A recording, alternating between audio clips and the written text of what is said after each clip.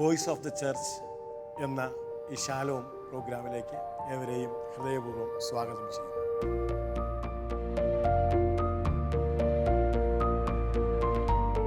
ഇന്ന് നമ്മോടൊത്തുള്ള വിശിഷ്ട അതിഥി ഇടുക്കി രൂപതയുടെ മെത്രാൻ മാർ ജോൺ നെല്ലിക്കുന്നേൽ പിതാവാണ്. 2018 മുതൽ ഇടുക്കി രൂപതയെ നയിക്കുന്ന അഭിവന്ദ്യ പിതാവിൻ്റെ സാമൂഹ്യ ദർശനങ്ങളും സഭാ ദർശനങ്ങളുമൊക്കെ പങ്കുവയ്ക്കപ്പെടുന്ന വിശിഷ്ടമായ ഈ പ്രോഗ്രാമിലേക്ക് അഭിവന്ദ്യ പിതാവെ അങ്ങയെ സ്നേഹപൂർവ്വം സ്വാഗതം ചെയ്യുന്നു. പിതാവ്, ഇന്നിപ്പം കേരളത്തിന് പുറത്തൊക്കെ ആണെങ്കിലും നമ്മുടെ ഒരു ഉപവി പ്രവർത്തനങ്ങൾക്ക്, ഒരു കാരുണ്യ പ്രവർത്തനങ്ങൾക്ക് ഭയം തോന്നുന്ന ഒരു സാഹചര്യം, അതിൻ്റെ പേരിൽ ജയിലിൽ അടയ്ക്കപ്പെടുക. പക്ഷേ എനിക്ക് തോന്നുന്നു സഭ നടത്തുന്ന കാരുണ്യ പ്രവർത്തനങ്ങൾ, അത് വിദ്യാഭ്യാസത്തിൻ്റെ മേഖലയിലാണെങ്കിലും ആതുരാലയമാണെങ്കിലും അല്ലെങ്കിൽ ചിലപ്പോൾ അനാഥാലയങ്ങൾ, ഇതൊക്കെ ഈ മേഖലകളിലാണെങ്കിൽ പോലും സഭ നടത്തുന്നത് ഒരു തരത്തിലുള്ള ഒരു ലാഭേച്ഛയോടും കൂടിയല്ല, അല്ലെങ്കിൽ എന്തെങ്കിലും ഒരു മത പരിവർത്തനം എന്നുള്ള ഒരു ലക്ഷ്യമേ സഭയ്ക്കില്ല. പക്ഷെ ഇന്ന് ഇതൊക്കെ ഈ നിസ്വാർത്ഥമായി ചെയ്യുന്ന സേവനങ്ങളെ ഇന്ന് ഒരു പക്ഷേ അതൊരു പരിവർത്തനത്തിനെന്നോ അങ്ങനെയൊക്കെയുള്ള പേരിൽ ചിത്രീകരിക്കപ്പെടുമ്പോൾ ഇന്ന് ഇത്തരത്തിലും കാര്യങ്ങളിൽ ഏർപ്പെടാനുള്ളൊരു ഭയം തോന്നുന്നുണ്ടല്ലോ പലർക്കും. തീർച്ചയായിട്ടും ഈ ഭയമുണ്ട്, അതൊരു യാഥാർത്ഥ്യമാണ്. പ്രത്യേകിച്ച് പല മേഖലകളിൽ പ്രവർത്തിക്കുന്ന വിദ്യാഭ്യാസ മേഖല, ആതുര ശുശ്രൂഷ മേഖല, ദരിദ്രരുടെ ഇടയിലെ പ്രവർത്തനം, അതിനെല്ലാം നിഷേധാത്മകമായ നിലപാടുകൾ ബന്ധപ്പെട്ടവരുടെ ഭാഗത്തു നിന്നുണ്ടാകുന്നുണ്ട്. അതുകൊണ്ട് തന്നെ ആ രംഗത്തൊക്കെ ഒരു ഭയം ബന്ധപ്പെട്ടവരെ ഗ്രസിച്ചിട്ടുണ്ട്. അത് വളരെ വേദനാജനകമാണ്. പിന്നെ നമ്മുടെ ഒരു ബോധ്യം, നമ്മളെ ഇതിനൊക്കെ പ്രേരിപ്പിക്കുന്നത് എന്താണ്? നമ്മളിതിനൊക്കെ പ്രേരിപ്പിക്കുന്ന ക്രിസ്തുവിൻ്റെ സ്നേഹമാണ്. ആ ക്രിസ്തുവിൻ്റെ സ്നേഹത്തിന് സാക്ഷ്യം വഹിക്കാൻ വേണ്ടി നമ്മൾ ഈ ത്യാഗങ്ങളൊക്കെ ഏറ്റെടുക്കുന്നു.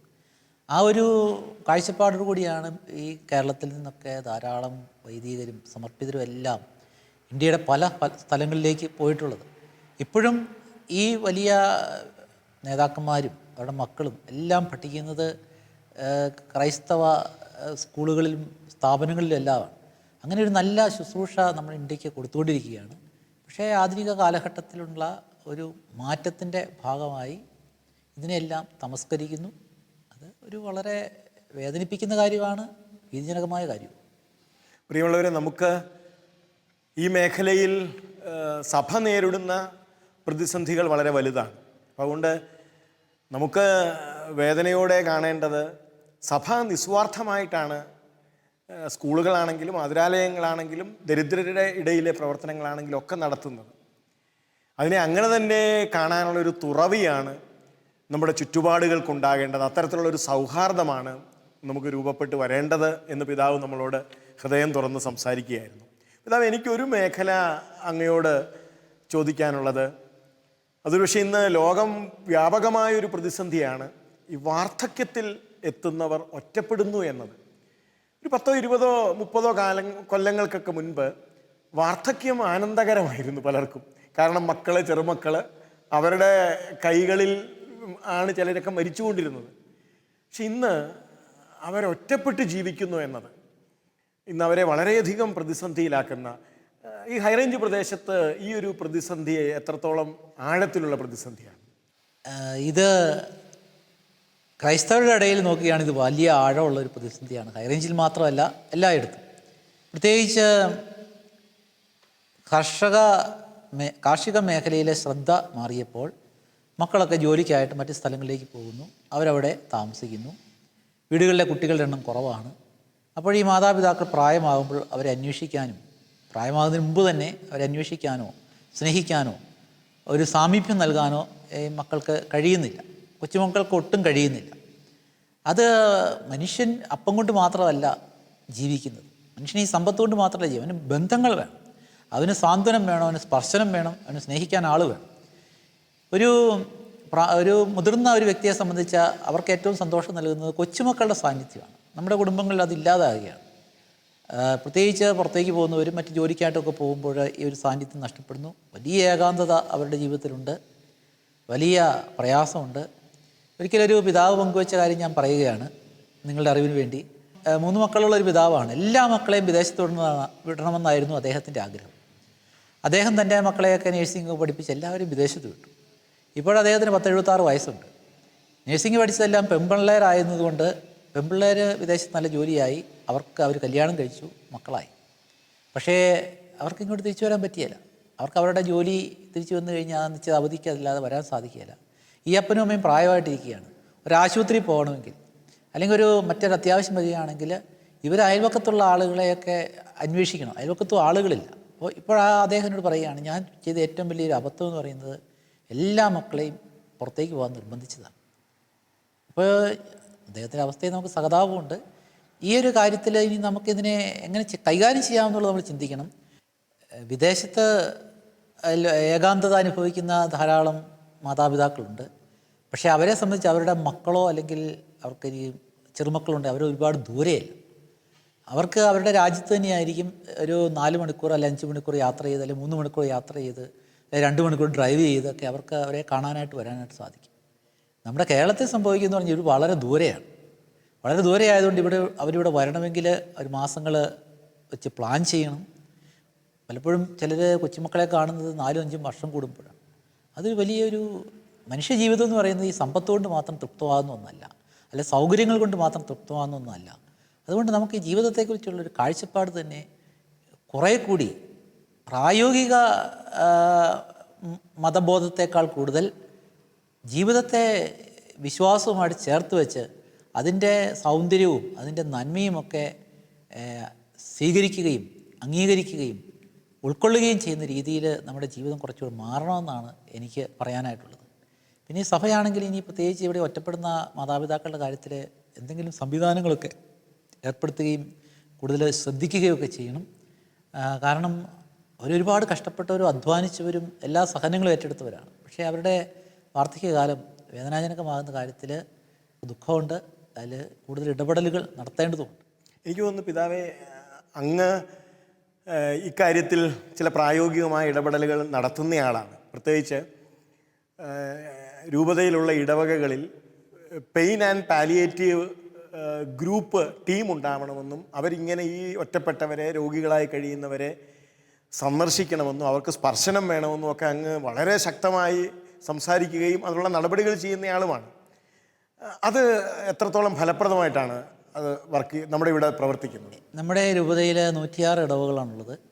അതിൽ 52 ഇടവകളിൽ ഈ പെയിൻ ആൻഡ് പാലിയേറ്റീവ് കെയർ നമ്മുടെ ഇടവകളുടെ നേതൃത്വത്തിൽ നടക്കുന്നുണ്ട്. വോളണ്ടിയേഴ്സാണ്. അതിൽ ചിലർ നേഴ്സിംഗ് ഒക്കെ പഠിച്ച് ജോലി ചെയ്തിട്ട് അവർ തിരിച്ച് വീടുകളിൽ വന്ന് താമസിക്കുന്നവരുണ്ട്.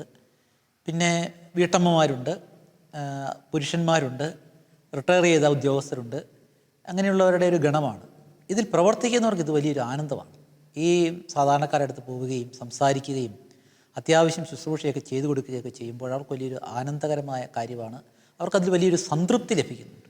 അത് ഒരു മനുഷ്യനെന്ന നിലയിൽ കിട്ടാവുന്ന വലിയൊരു സംതൃപ്തിയാണ് സഹജീവിക്ക് ഈ ഒരു കാര്യം ചെയ്യുന്ന കാര്യത്തിൽ. അത് കൂടുതൽ വളർത്തിയെടുക്കണമെന്നാണ് രൂപതയുടെ പൊതുവായ ഒരു തീരുമാനം. ഇവരോടനുബന്ധിച്ച് പ്രത്യേകിച്ച് ഈ കഴിഞ്ഞ ഫെബ്രുവരി മാസത്തിൽ രോഗീ ദിനമാണ്. അത് ലോക രോഗീ ദിനമായിട്ട് സഭ നമുക്ക് തന്നിരിക്കുന്നതാണ്, ലൂർദ് മാതാവ് തിരുനാളിനോടനുബന്ധിച്ച്. അപ്പോൾ ഈ രോഗി ശുശ്രൂഷകരുടെയും രോഗികളുടെയും ഒക്കെ സമ്മേളനമൊക്കെ ചില സ്ഥലങ്ങളിലൊക്കെ നടത്തി ഇവരെ നമ്മൾ പ്രോത്സാഹിപ്പിച്ചു. അപ്പോൾ അത് കൂടുതൽ വളർത്തിയെടുക്കണമെന്നാണ് ഞങ്ങളുടെ എല്ലാവരുടെയും ആഗ്രഹം. അത് വളരെ ആനന്ദം പകരുന്നൊരു ശുശ്രൂഷയാണ്. എനിക്കിന്ന് ഈ പ്രേക്ഷകരോട് പറയാനായിട്ടുള്ളത്, നിങ്ങളുടെ ഇടവകളിലും ഇത് തുടങ്ങാനായിട്ട് നിങ്ങളുടെ അച്ഛന്മാരോട് ആവശ്യപ്പെടണം.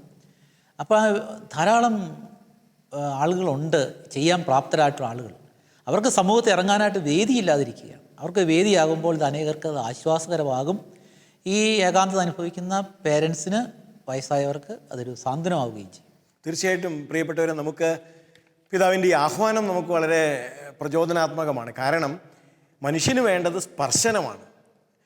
അങ്ങനെ ആഗ്രഹിക്കുന്ന ആളുകൾ അത് ലഭിക്കാതെ ജീവിക്കുന്ന വീടുകൾ നമ്മുടെ ചുറ്റുപാടുമുണ്ടെങ്കിൽ നമ്മൾ ഇറങ്ങിയേ മതിയാവൂ.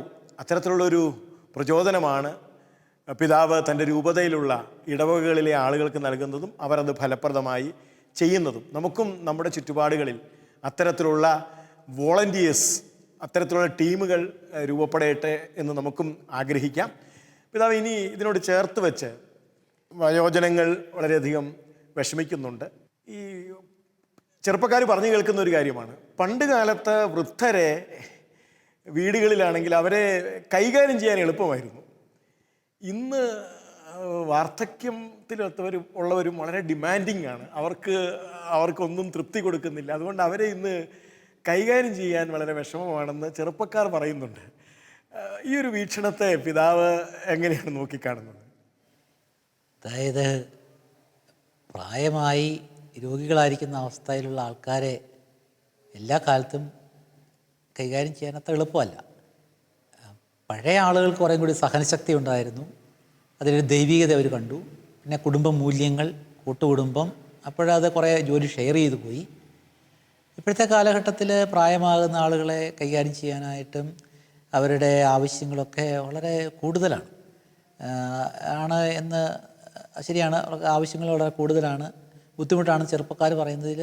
ചെറുപ്പക്കാരുടെ ഭാഗത്തെ മെൻറ്റാലിറ്റിയുടെ വ്യത്യാസവും ആ കൂടെയുണ്ട്.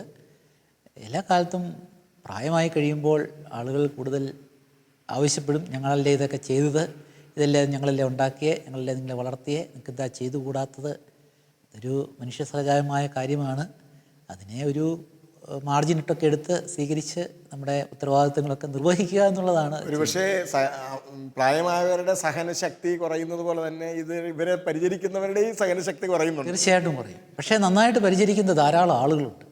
ഒരു പ്രയാസമില്ലാതെ പരിചരിക്കുന്ന കുടുംബിനികളുണ്ട്. വളരെ സന്തോഷത്തോടെ പരിചരിക്കുന്ന ചെറുപ്പക്കാരുണ്ട്, കാരണവന്മാരെ.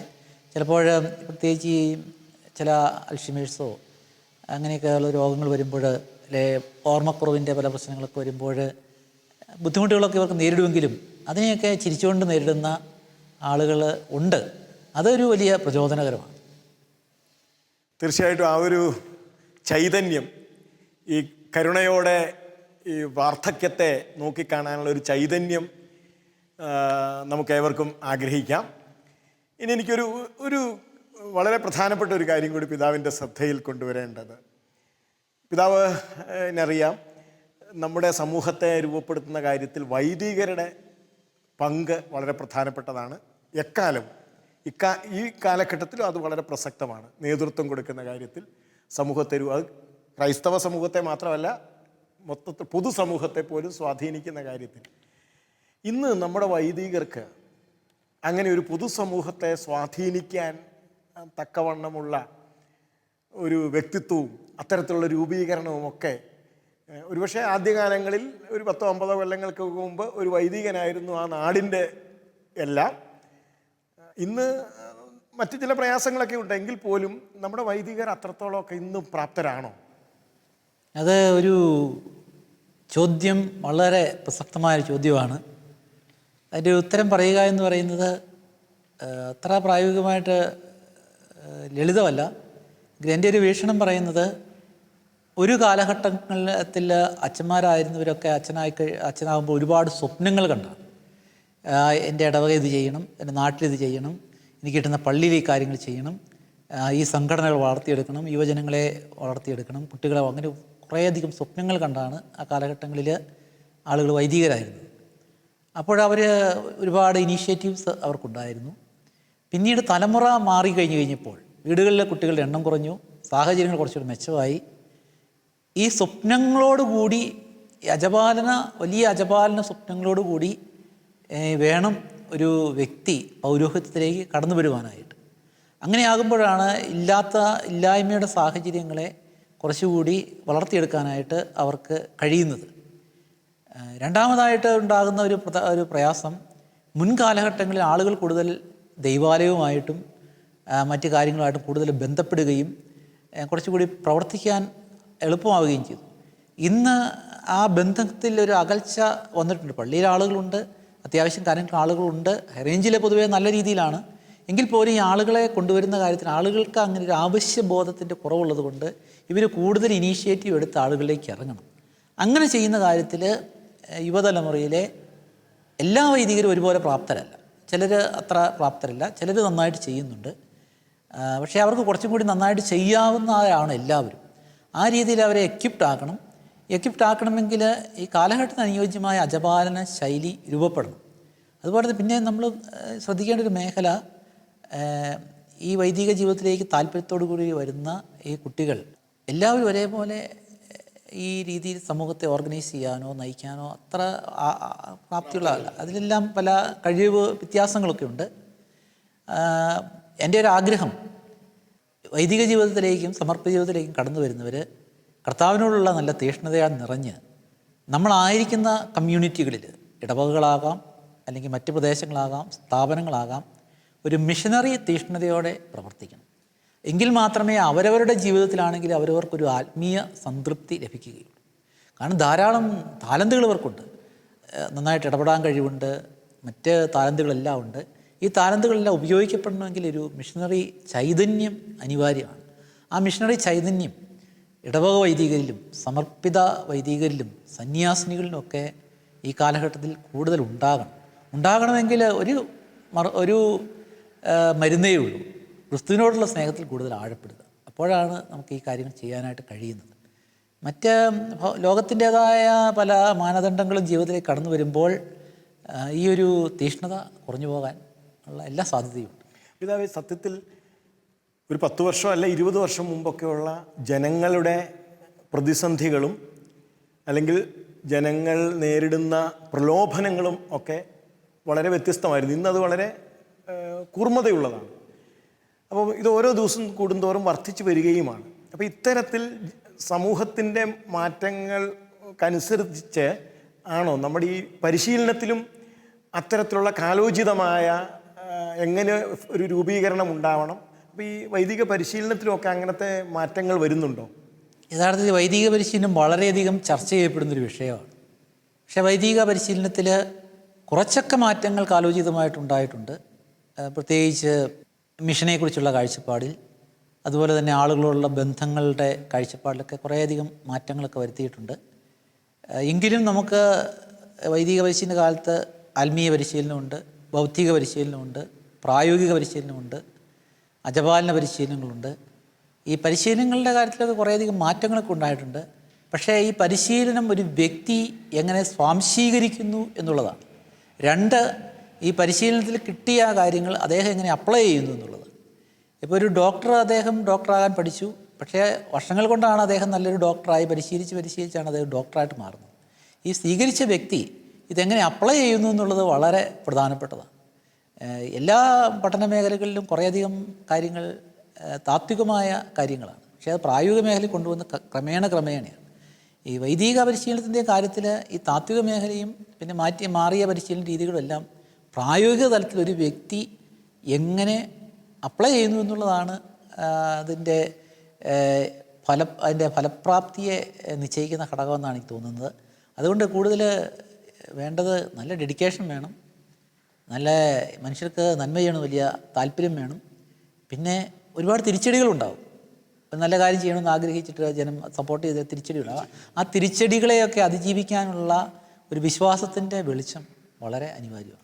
എനിക്ക് തോന്നുന്നു ചിലരെങ്കിലും പറയാറുണ്ട്, വൈദികർക്ക് ശരിക്കും തുടർ പരിശീലനം ആവശ്യമാണല്ലോ. അത് എത്രത്തോളം പ്രായോഗികമായിട്ട്? തുടർ പരിശീലനം തീർച്ചയായിട്ടും അനിവാര്യമാണ്. സഭ അതിന് വ്യക്തമായ ഗൈഡ് ലൈൻസൊക്കെ നൽകുന്നുണ്ട്. പല രൂപതകളിലും അതിൻ്റെ സംവിധാനങ്ങളൊക്കെ ധാരാളം ഏർപ്പെടുത്തിയിട്ടുണ്ട്. നിശ്ചിത എല്ലാ വർഷവും ചില കോഴ്സുകൾ അല്ലെങ്കിൽ ചില കാര്യങ്ങൾ അപ്ഡേറ്റ് ചെയ്യണം. പക്ഷേ ആ ഒരു തുടർ പരിശീലന കാര്യത്തിൽ കേരളത്തിലെ സഭ ഇനിയും വളരണം. ഇടുക്കി രൂപത ആ കാര്യത്തിൽ ഒരുപാട് മുന്നോട്ട് പോകാനുണ്ട് എന്നുള്ളതാണ് എൻ്റെ വിനീതമായ, ഞാനതിനെ അംഗീകരിക്കുന്ന ഒരു വസ്തുത. നമ്മൾ ആ തുടർ പരിശീലന കാര്യത്തിൽ കുറേയധികം ശ്രദ്ധിക്കാനുണ്ട്.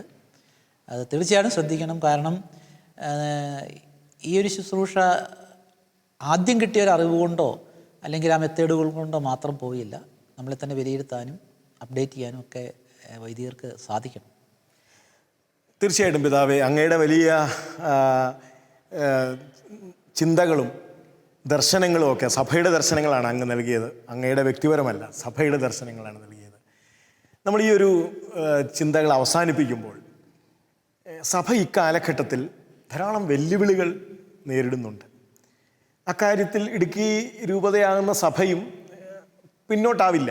ഇവിടെയും സഭ മുന്നോട്ട് പോകാൻ ധാരാളം വെല്ലുവിളികളുണ്ട്. അത് അകത്തു നിന്നുള്ള വെല്ലുവിളികളാകാം, പുറമേ നിന്നാവാം. ഈ കാലഘട്ടത്തിൽ എത്രത്തോളം ശക്തമാണ് ഈ വെല്ലുവിളികൾ? യഥാർത്ഥത്തിൽ നമ്മളെ സംബന്ധിച്ച് പുറത്തുനിന്ന് വെല്ലുവിളികളുണ്ട്, അകത്തു നിന്നും വെല്ലുവിളികളുണ്ട്. പുറത്തു നിന്നുള്ള വെല്ലുവിളികൾ നാം ഈ സംസാരത്തിൽ സൂചിപ്പിച്ചതുപോലെ മതതീവ്രവാദം, അങ്ങനെയുള്ള ചില വെല്ലുവിളികൾ, അതുപോലെ തന്നെ നമ്മുടെ സേവനങ്ങളെ ഇകഴ്ത്തി കാണിക്കുന്നത്, അങ്ങനെയുള്ള കുറേ അധികം വെല്ലുവിളികളുണ്ട്. അകത്തു നിന്നുള്ള വെല്ലുവിളികൾ എന്ന് പറയുന്നത് ഇന്ന് വളർന്നു വന്നിരിക്കുന്ന ഈ ഭൗതികതയിലൂന്നിയ സംസ്കാരം വ്യക്തികളെ സ്വാധീനിക്കുകയും കുടുംബങ്ങളിൽ അതുണ്ടാക്കുന്ന ശൈഥില്യവുമാണ്. ഈ എല്ലാ രംഗങ്ങളിലും ഉണ്ടാകുന്ന ഒരു തളർച്ച, അതിന് കാരണം ഈ കുടുംബ ബന്ധങ്ങളിൽ ഉണ്ടാക്കുന്ന ശൈഥില്യമാണ്. കാരണം മക്കളെ വളർത്തുന്ന കാര്യത്തിൽ, ഭാര്യാഭർത്തൃ ബന്ധത്തിൻ്റെ കാര്യത്തിൽ, പരസ്പര വിശ്വസ്തതയുടെ കാര്യത്തിൽ, ക്രിസ്തീയ ജീവിതം കുടുംബത്തിൽ നയിക്കുന്നതിൻ്റെ കാര്യത്തിലൊക്കെ ഉണ്ടാകുന്ന കുറവുകളാണ്. ഗാർഹിക സഭയാണ് കുടുംബം. കുടുംബത്തിലാണ് വിശ്വാസം പരിശീലിക്കുന്നതും സ്വീകരിക്കുന്നതും വളരുന്നതുമെല്ലാം. കുടുംബത്തിലാണ് ഉപവിപ്രവർത്തനങ്ങളുടെ എല്ലാ അടിസ്ഥാനം തുടങ്ങേണ്ടത്. കുടുംബത്തിലാണ് വിശ്വസ്തതയുടെ മൂല്യങ്ങളും വിശുദ്ധിയുടെ മൂല്യങ്ങളും എല്ലാം കുട്ടികൾ കിട്ടേണ്ടത്. കുടുംബ ബന്ധങ്ങളുടെ ഒരു വലിയ, പ്രത്യേകിച്ച് അത് കടന്നുകയറ്റം, പ്രത്യേകിച്ച് ഈ മോഡേൺ കമ്മ്യൂണിക്കേഷൻ മീഡിയയുടെ കടന്നുകയറ്റം മനുഷ്യൻ്റെ മൂല്യബോധത്തെ ശക്തമായിട്ട് സ്വാധീനിച്ചിട്ടുണ്ട്. അതാണ് സഭ നേരിടുന്ന ആന്തരികമായ വെല്ലുവിളി. അതുപോലെ തന്നെ വിശ്വാസപരമായ കാര്യങ്ങളിൽ പ്രതിസന്ധി വിശ്വാസത്തിൻ്റെ വെളിച്ചത്തിൽ കാണാത്തത് കൊണ്ടാണ് ഇന്ന് നമ്മുടെ സഭയിൽ നേരിടുന്ന പല കാര്യങ്ങളും, ആഗോള സഭയിലാണ് ഈ പ്രതിസന്ധികളെല്ലാം നമ്മുടെ വിശ്വാസത്തിൻ്റെ തലത്തിൽ പലരും പിന്നോക്കം പോവുകയാണ്. വിശ്വാസത്തെ ജീവിതവുമായിട്ട് ബന്ധിപ്പിച്ച് കാണാത്ത ഒരു പ്രതിസന്ധിയുണ്ട്. അതാണ് ഈ ആന്തരികമായിട്ട് ഈ അനുസരണക്കേടിൻ്റെ രംഗത്താണെങ്കിലും. പിന്നെ ഈ ഇൻഡിവിജ്വലിസം നമുക്കറിയാം, വല്ലാത്ത വൈയക്തികവാദമാണ്. എനിക്ക് തോന്നുന്നു അത് ശരിയല്ല, അതുകൊണ്ട് ശരിയല്ല, എനിക്ക് തോന്നിയത് ശരിയാണ്, അതുകൊണ്ട് അത് ശരിയാണ്. അങ്ങനെ ഈ വൈയക്തികവാദം കണ്ടമാനം വളർന്നിട്ടുണ്ട്. അതെല്ലാം വലിയ പ്രതിസന്ധികളാണ്. പക്ഷേ ഈ പ്രതിസന്ധികളാണെങ്കിൽ പോലും ക്രിസ്തുവാണ് സഭയുടെ ശിരസ്സ്. ആ ക്രിസ്തുവിൽ വിശ്വസിച്ചുകൊണ്ട് മുന്നോട്ട് പോകും. മാർപ്പാപ്പ 2025 കുറിച്ച് പറയുന്ന പോലെ അത് ജൂബിലി വർഷമാണ്, നമുക്കറിയാം. നമ്മൾ പിൽഗ്രിംസ് ഓഫ് ഹോപ്പാണ്. അതായത് നമ്മൾ പ്രത്യാശയുടെ തീർത്ഥാടകരാണ്. ആ ഒരു ക്രിസ്തുവിലുള്ള പ്രത്യാശയിൽ തീർത്ഥാടകരായിട്ട് നമ്മൾ മുന്നോട്ട് പോകണം. സങ്കീർത്തനം പറയുന്നത് പോലെ അവിടുത്തെ നോക്കിയ പ്രകാശിതരായി. നമുക്ക് നോക്കാനുള്ളത് ക്രിസ്തുവാണ്. ഓരോ കാലഘട്ടം ഓരോ വെല്ലുവിളികൾ തരും. ആ വെല്ലുവിളിയെ അതിജീവിക്കണം. ഒരുപക്ഷെ നമ്മൾ തിരിഞ്ഞു നോക്കുമ്പോൾ പഴയ കാലഘട്ടങ്ങളിൽ ജീവിച്ചിരുന്ന ആളുകൾക്ക് ആ കാലഘട്ടത്തിൻ്റെതായ വെല്ലുവിളികളും പ്രതിസന്ധികളും ആശയപരമായ പ്രലോഭനങ്ങളും എല്ലാം ഉണ്ടായിട്ടുണ്ട്. അങ്ങനെയാണ് ചരിത്രം നമ്മളെ പഠിപ്പിക്കുന്നത്. അതുകൊണ്ട് നമ്മൾ നിരാശരാകരുത്, ക്രിസ്തുവിൽ നോക്കി മുന്നോട്ട് പോകണം. വൈദികരും സമർപ്പിതരും അൽമായ പ്രേക്ഷിതരും എല്ലാം ഈ പ്രത്യാശയോടുകൂടി ഈശോയിൽ നോക്കി ഈ പ്രതിസന്ധികളെ അതിജീവിക്കണം. കർത്താവ് മാത്രമേ നമുക്ക് കരുത്ത് തരികയുള്ളൂ. കുദാശ അനുഷ്ഠാനങ്ങൾ, അതുപോലെ തന്നെ നമ്മുടെ വ്യക്തിപരമായ പ്രാർത്ഥനാ ജീവിതം, സർവോപരി വചന കേന്ദ്രീകൃതമായ ഒരു വ്യക്തിപരവും സാമൂഹ്യപരവുമായ ഒരു ആത്മീയത, അതുണ്ടെങ്കിൽ നമുക്കിതിനെയൊക്കെ അതിജീവിക്കാൻ കഴിയുമെന്നാണ് എൻ്റെ ബോധ്യം. പ്രിയമുള്ളവരെ, നമ്മൾ ഈ കഴിഞ്ഞ സമയങ്ങളിലൊക്കെ ഇടുക്കി രൂപതയുടെ സാരഥ്യം ഏറ്റെടുത്ത് വളരെ ദീർഘവീക്ഷണത്തോടുകൂടി ഈ രൂപതയെ നയിച്ചുകൊണ്ടിരിക്കുന്ന ഇടയൻ മാർ ജോൺ നെല്ലിക്കുന്നേൽ പിതാവിൽ നിന്ന് സഭയുടെ സ്വരം കേൾക്കുകയായിരുന്നു. ധാരാളം കാര്യങ്ങളെക്കുറിച്ച് വളരെ ഹൃദയം തുറന്ന് പിതാവ് നമ്മളോട് സംസാരിച്ചു. ഒരുപക്ഷേ നമ്മുടെ ചില വീക്ഷണങ്ങളെ മാറ്റുന്ന രീതിയിൽ പിതാവ് സഭയുടെ വീക്ഷണങ്ങളും, ഒപ്പം ഓരോരുത്തരുടെയും കാര്യത്തിൽ സഭ എത്രത്തോളം വേദനിക്കുന്നുണ്ട്, സഭയുടെ ഇടപെടലുകളും ഇതൊക്കെ നമ്മുടെ മുമ്പിൽ വളരെ വ്യക്തമാക്കി തന്നു. പിതാവേ, എല്ലാ ശാലോം പ്രേക്ഷകരുടെ പേരിലും അങ്ങയുടെ ഈ വിലപ്പെട്ട നിർദ്ദേശങ്ങൾക്കും പങ്കുവെക്കലുകൾക്കും അങ്ങയ്ക്ക് സ്നേഹപൂർവമായ നന്ദി അർപ്പിക്കുന്നു. ഷാജിക്കും പ്രത്യേകമായിട്ട് നന്ദി.